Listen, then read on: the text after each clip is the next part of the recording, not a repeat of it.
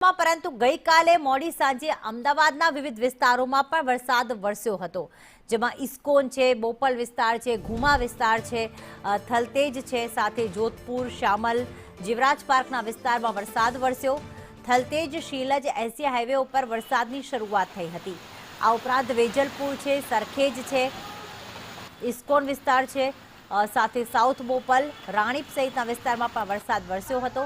એટલે સામાન્યતઃ પશ્ચિમ વિસ્તારમાં ગઈકાલે મોડી સાંજે વરસાદ વરસ્યો.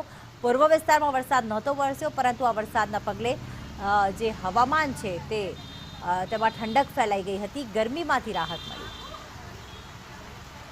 તો અમદાવાદના આ અલગ અલગ વિસ્તાર છે, બોપલ છે, વસ્ત્રાપુર છે, થલતેજ છે, ઘુમા છે, ઇસ્કોન વિસ્તાર છે, રાણીપનો આ વિસ્તાર છે કે જ્યાં અલગ અલગ વિસ્તારમાં વરસાદી પાણી જે છે તે ભરાવાના દ્રશ્યો પણ જોવા મળ્યા હતા. ધોધમાર વરસાદ વરસ્યો હતો અને કાળઝાળ ગરમીની વચ્ચે, કારણ કે ગઈકાલે અમદાવાદનું તો તાપમાન જોઈએ તો 42 થી 43 ડિગ્રીની આસપાસ તાપમાન હતું અને આ કાળઝાળ ગરમીની વચ્ચે કમોસમી વરસાદ વરસ્યો છે, જેના કારણે ગરમીમાંથી રાહત મળી છે. ઠંડો પવન ફૂંકાવા લાગ્યો.